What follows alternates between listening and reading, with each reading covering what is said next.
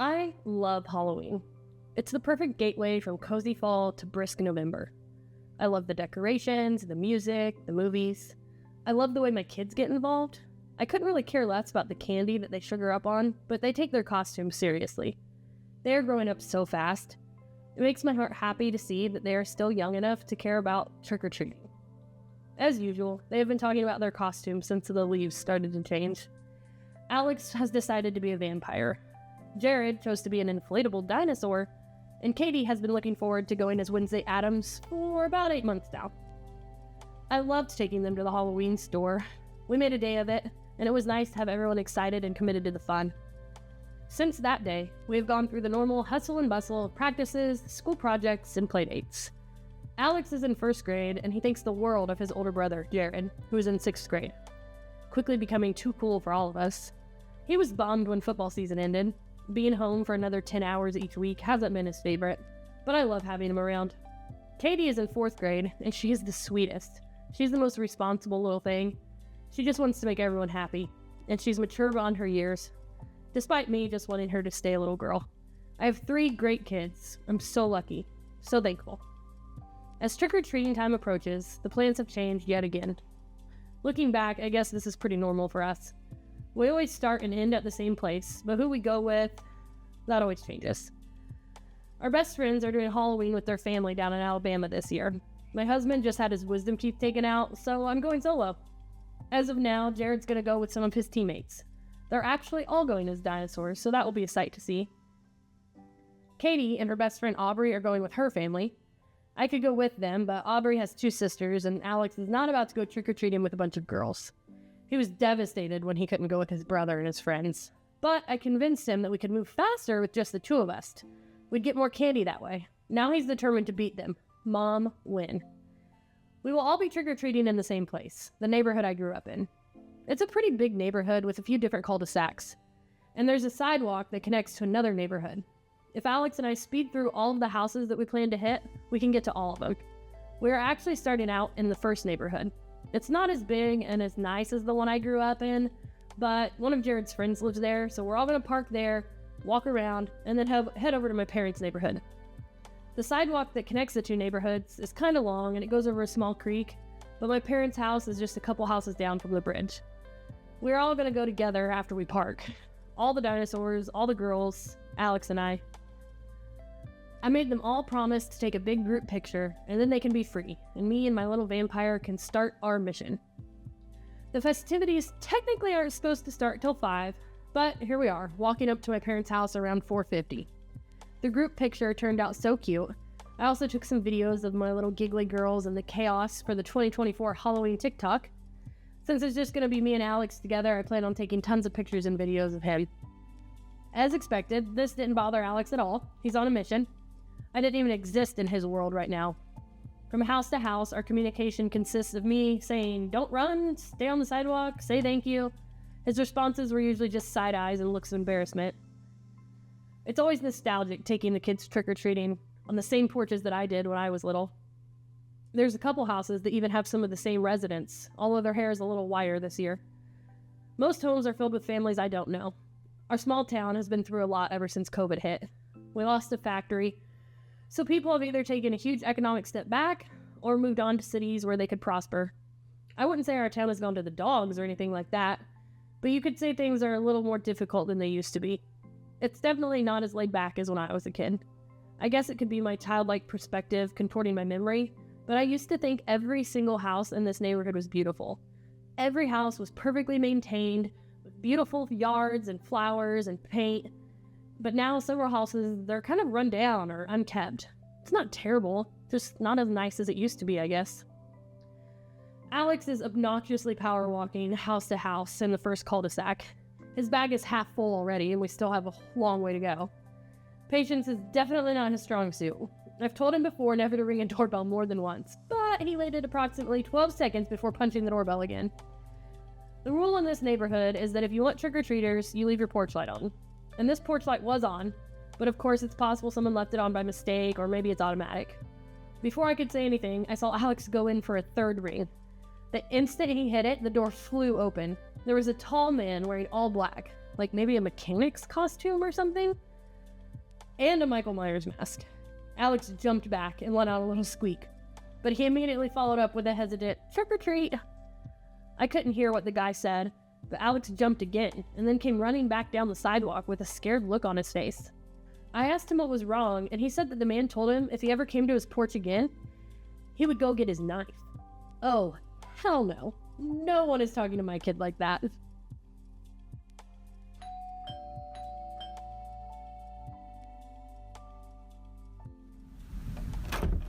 Yeah, hi. You are absolutely not going to talk to my son or any other kid like that. It's Halloween. Your light is on. Either get some candy or turn your light off. He's 6 years old, okay? We're just trying to have some fun. No response. He just stared at me, creepy, through his mask. I think you owe my son an apology. You're going to have fun tonight. Excuse me? You're going to have fun tonight. Yeah, I know. We are having fun. Turn your light off. I am fuming, but my heart is laughing a little bit when I turn around and see that my son has a take that look on his face. Watching the porch light shut off felt like a win. Ugh, I'm like shaking mad. I have no respect for someone that treats kids like that, and nobody's gonna talk to my kid like that. Alex was over it as soon as we left the driveway. We didn't talk about it, and he just power walked his little Dracula self up to the next house, but I can't stop thinking about it. I love this next house. This sweet lady has lived here my entire life. She'll be a good reset for both of us. Alex keeps going house to house. I'm thinking about making a TikTok video just telling my followers about this freaking jerk. I'm trying to calm down now, but seriously, you're gonna have fun tonight? Seriously, what kind of creep says that? Not to mention the fact that he was wearing a Michael Myers mask, which totally freaks me out. I was too mad to care at the time, and I'm glad I didn't act scared, but that was pretty creepy. We're heading into cul-de-sac number 2 now. This neighborhood is about a half a mile of a straightaway that runs north and south, and then has 3 cul-de-sacs, all on the east side. As I'm walking on the sidewalk, I can see the backyard of Mr. Friendly's house in the first cul-de-sac. It looks normal enough. Guess he's probably just trying to be weird and amp up the creepiness for Halloween. I'm gonna try not to let it ruin my night, but I'm still mad. We've finished the second cul-de-sac, and Alex's bag is in danger of bursting open at the bottom. I convinced him to take his bag back to the gar to get a new one, so we can hit the other neighborhood. There's really only 6 or 7 houses left on this side of the creek anyway. We only have an hour left before it's dark, and we're supposed to meet Katie and Jared back at the car. Alex's mission is to get more candy than his siblings, and he trusts me fully. I got you, boo. Let's do this. Like I said, the houses over here aren't as nice, and the candy wasn't as nice either. There were more porch lights off than on, and I was worried Alex was going to blame me if we didn't get more candy than his siblings. As we're walking by a house, the porch light flicked on, and Alex made a beeline for the door. I would have preferred that we skipped this house. It was kind of sketchy. Before Alex even got to the door, it flew open. Standing there is a man wearing dark overalls and a Michael Myers mask. This can't be the same guy, right? I mean, Michael Myers is a pretty popular Halloween costume. Still, I'm completely freaked out.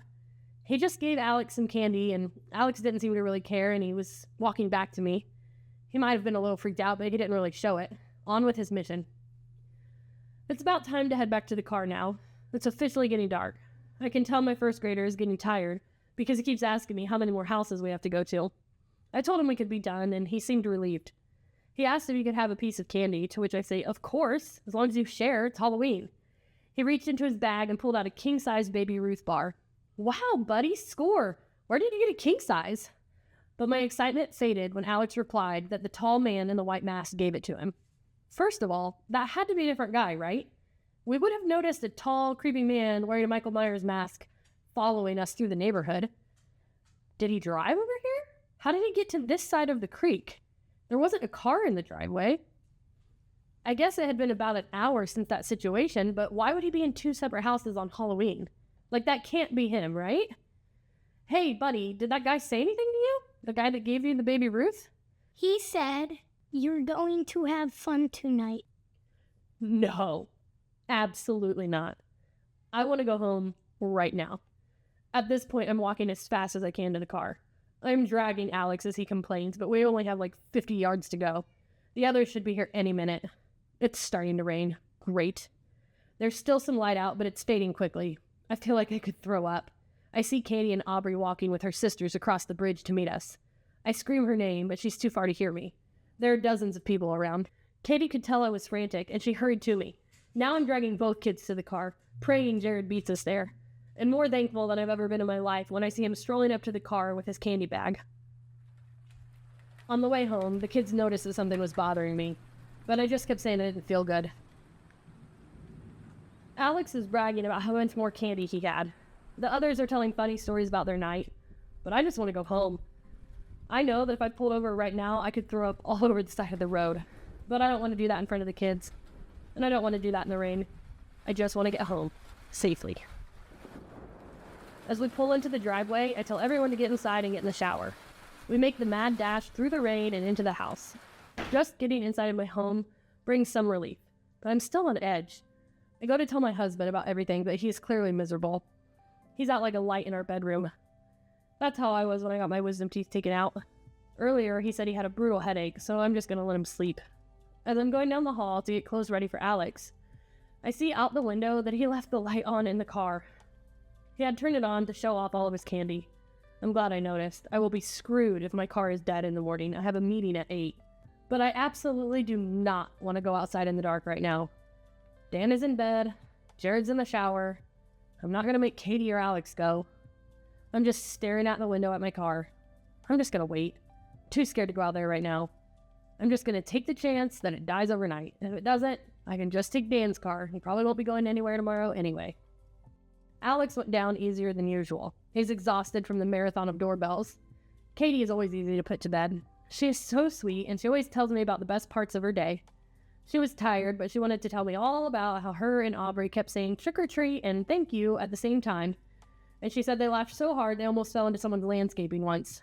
Oh, it'd be 9 again. I needed her giggles tonight.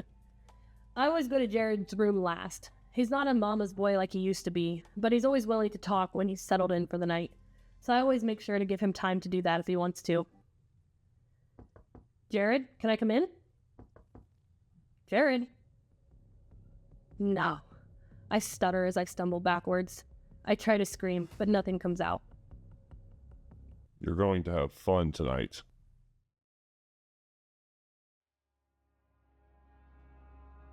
We hope you enjoyed this ad-free spooky content. All stories were written by us and are not true at all. If you like a good thrill, make sure you follow us on social media, listen to our true stories that we release weekly, and subscribe to our bonus content with the link in the bio.